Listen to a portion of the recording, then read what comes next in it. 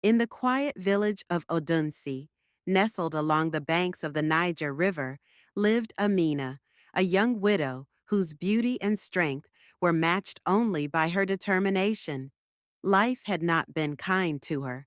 3 years ago, her husband, Musa, had been taken from her by a sudden illness, leaving her alone to raise their two children, Ibrahim, a bright-eyed boy of 10, and Zara, a 5-year-old with a radiant smile that could light up the darkest night.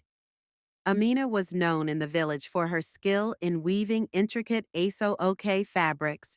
Her fingers moved like magic, creating patterns that told stories of her ancestors.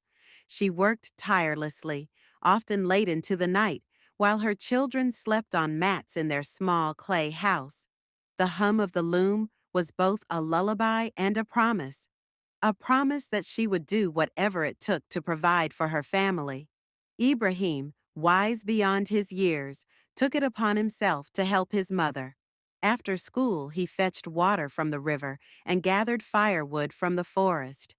His dark, curly hair and gentle eyes earned him the admiration of the villagers, who often remarked that he carried himself with the dignity of a chief.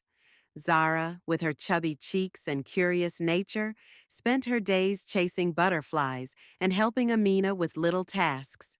Her laughter was a melody that brought joy to anyone who heard it.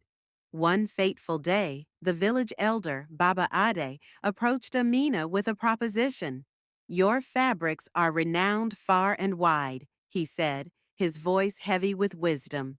"There is a merchant from Lagos who seeks such craftsmanship. If you agree, he will buy your work in bulk and sell it in the city." The offer was a lifeline, but it came with a challenge. Amina would need to weave twice as many fabrics in half the time. She accepted without hesitation, her heart swelling with hope. For weeks, she toiled, her hands blistered and her back aching, but she pressed on, driven by the vision of a brighter future for her children. Ibrahim and Zara became her greatest cheerleaders. Ibrahim stayed up late to keep her company, reading stories from an old book Musa had left behind. Zara, too young to understand the weight of their struggles, sang songs to lift her mother's spirits. Finally, the day came when the merchant returned.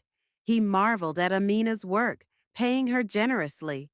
With the money, Amina bought new clothes for her children, better tools for her craft, and even a small goat to provide milk. As they sat outside their home that evening, the setting sun casting a golden glow on their faces, Amina looked at her children and smiled. Life was still hard, but they had each other. In that moment, she knew they would be okay. Together, they were unbreakable.